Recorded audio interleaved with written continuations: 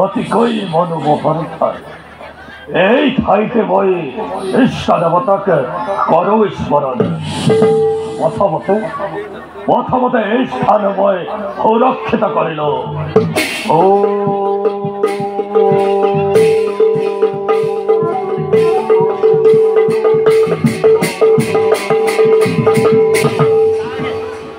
এই স্থানতে মোর ইষ্ট দেবতার বাহিরে অন্য কোনজনে যদি প্রবেশ করে মুহূর্ততে যদি ভস্মীভূত হব ও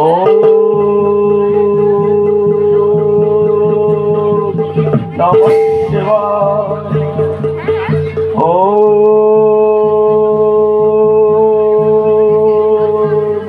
নমঃ শিবায় ও নমঃ শিবায়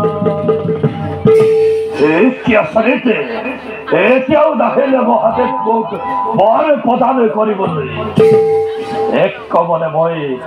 কৰো স্মৰণ ও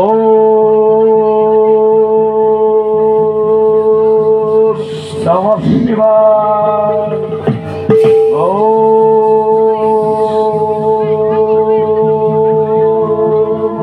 নমঃ শিবায়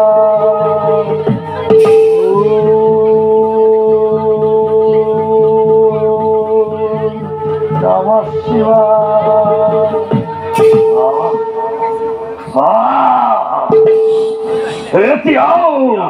এতিয়াও দাসেৰ শিবভোগ বৰ প্ৰদান কৰিবলৈ এইবাৰ পুনৰ করো ইষ্ট দেবতাকে স্মরণ ও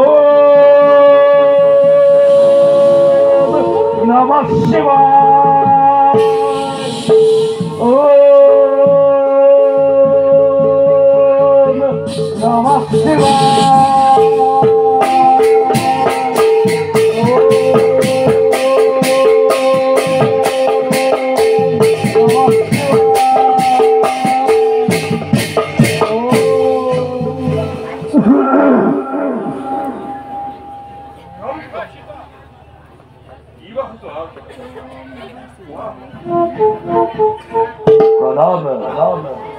প্রণাম প্রভু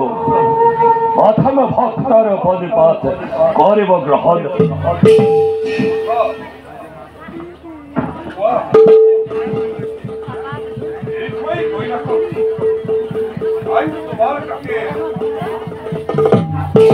প্রভু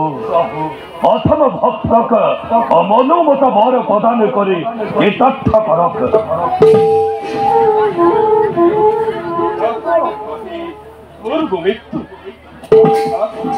জন্ম হলে মরিবই প্রভু আমার বর কাল অন্য কি বলার আছে অভিলাষ প্রভু মুখ তলিক্ষ বিজয়ী বর প্রদান করে কৃতার্থ করক আরো হবা তুমি তলৈক্ষ লক্ষ দেব দানবে কোনেও নোৱাৰে কৰিব পৰাজয় তোমাকে সন্মুখ কিন্তু কি প্ৰভু কোনো ইচ্ছা কৰি হৰি ভক্তৰ ভাৱে হৈ যদি ৰং তোমাৰ সিদলৰ হাতত মৃত্যু তোমাৰ জানিবা বস্ত নিজ ভক্ত সদাগৰক ধৰ্ম অনুসাৰী কৰাগৈ প্ৰণাম প্ৰভু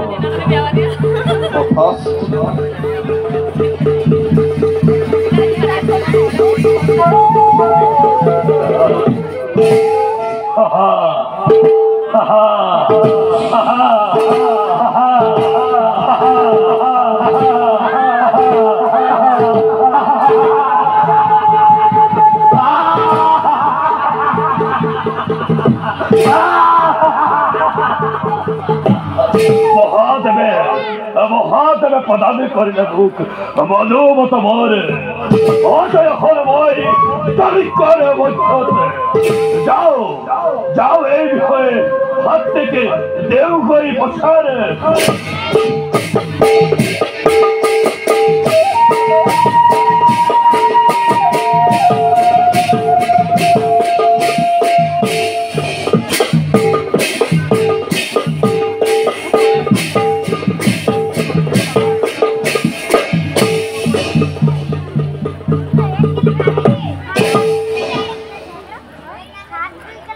মন্ত্ৰীবৰ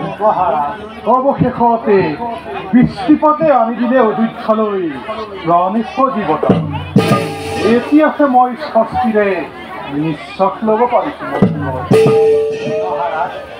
অযোধ্যাৰ সকলো প্ৰজাৰ মুখত আপোনাৰ গুণানুকীৰ্তন অযোধ্যাৰ সকলো প্ৰজাৰ হৈ এই সুমন্তই আপোনাক কৰিছোঁ প্ৰণাম মন্ত্ৰীবৰ মহাৰাজ অন্ন বস্ত্ৰ আৰু বাসস্থানৰ উপৰিও বহিঃশত্ৰুৰ পৰা প্ৰজাগণকে ৰক্ষা কৰাটো এই ৰজাৰ প্ৰধান কৰ্তব্য মই মাত্ৰ মোৰ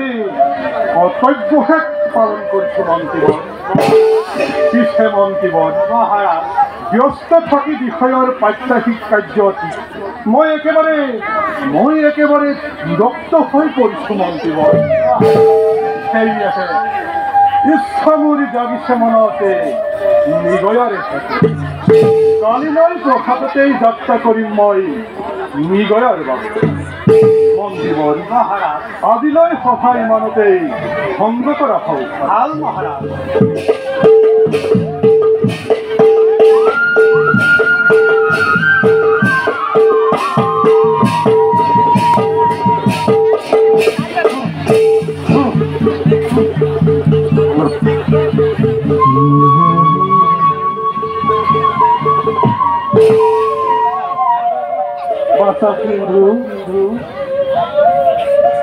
তইনো আৰু এই অন্ধ পিতামাতাৰ বাবে কিমান কষ্ট কৰিবি ভগৱান আমাৰ এই যন্ত্ৰণাৰ অৱসান কেতিয়া হ'ব প্ৰভু নকৰিবা পিতা বিধাতাই লিখিলে বিধিনীতি ইয়াতে থকা গ্ৰহণ কৰা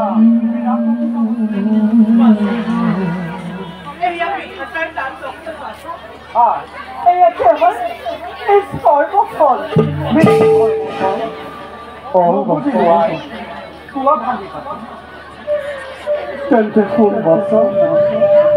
এয়া বহু দিনৰ আগৰ কথা আৰু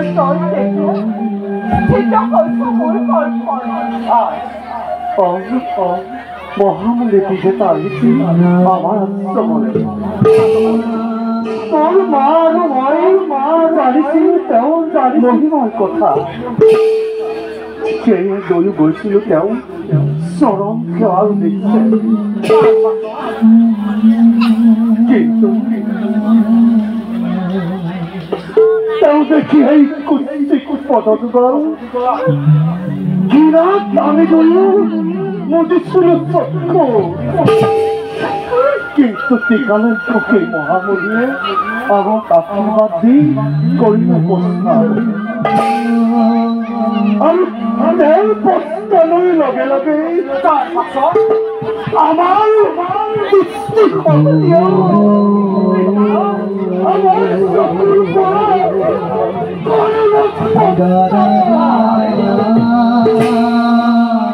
আৰু সেই অনন্ত অন্ধকাৰী হ'ল আমাৰ জীবন দুখ নকৰিবা পিতা স্মৰণ কৰাই সেই অতীতৰে কৰুণ কাহিনী নজনাবা আৰু সুখৰ অদল নিজ কৰ্ম দুখে যদিও বা অন্ধত্ব কৰিলা তথাপিতো সেই ঘটনাই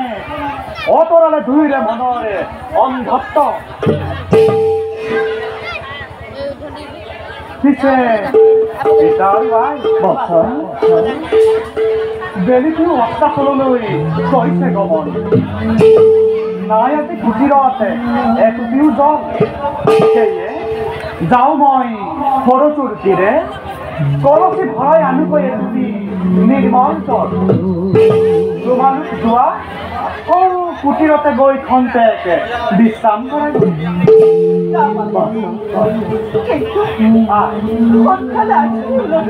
সোনকালে আহিবা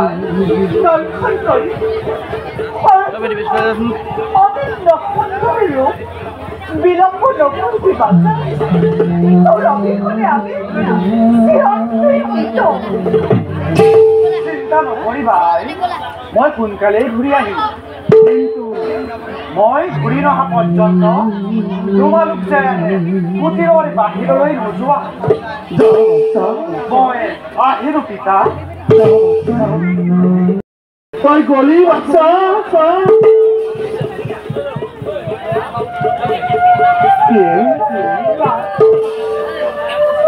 মন কৰিছানে তুমি আমাৰ বাচালৈ সি দিনে দিনে কিমান ডাঙৰ হৈ আহিছে কিমান জ্ঞানী হৈ আহিছে কেতিয়াবা তাৰ মুখত শুনি কিছুমান জ্ঞান গৰ্ভ কথা মই যেন বিস্মিত হৈ যাওঁ তেতিয়া কেনে লাগে জানা সি যেন আমাৰ পুত্ৰ নহয় কোনোবা স্বৰ্গৰ দেৱতা এই মৃত্যুত কটাইছে দিনি অভিশাপ মোচনৰ বাবে আৰু তেতিয়া কেনে লাগে জানা সি তোমাক আৰু মোক এৰি গুচি যাব চিৰদিনৰ বাবে কোনোবা অজান দেশলৈ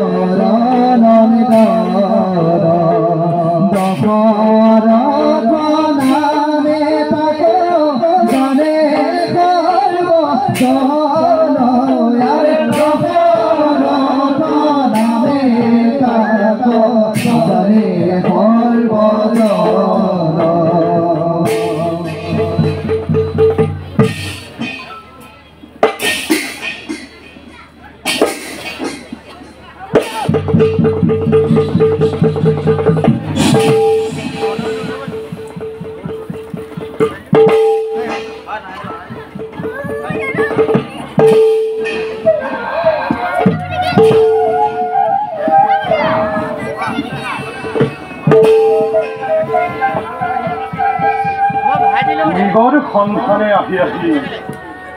উপস্থিত হলো মই শৰদ তীৰৰে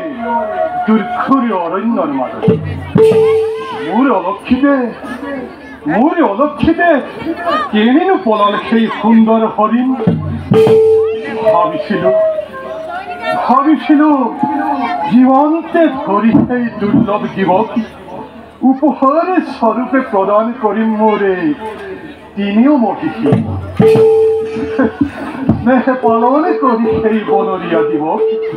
হয়তো ক্ষণিকৰ বাবে পাহৰিব তেওঁলোকে সন্তানহীনতাৰে দুখ।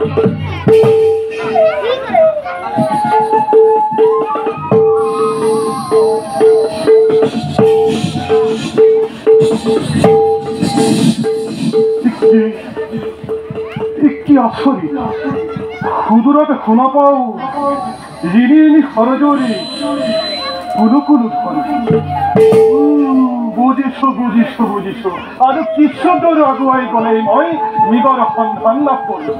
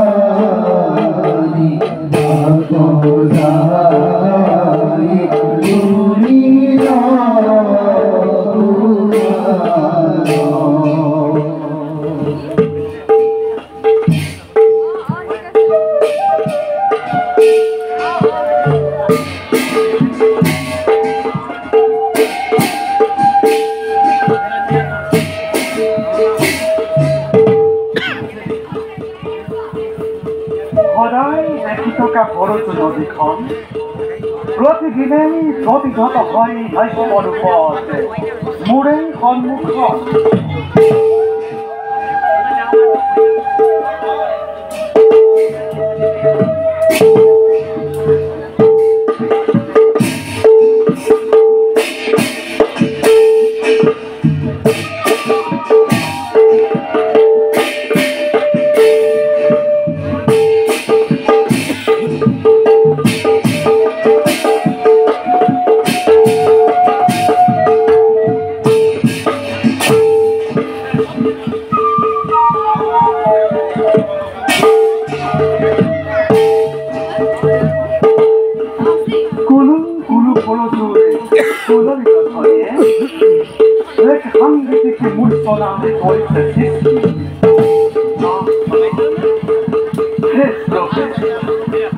তোমার সখী বিনন্দিয়া সৃষ্টি তোমার এই সৃষ্টি দেখি জাগৃত হব খুঁজা মুরেই ভাজবে ব্রাহ্মণ্য কিন্তু সে আছে আমার ভাবে খুদুর করা কারণ অন্ধ পিতা মাতার দায়িত্ব আমার জীৱনৰ পৰম সময় তেওঁলোকৰ শুশ্ৰূষাতে নিজৰ বাবে ভাবিবলৈ আহৰিয়েই নাই।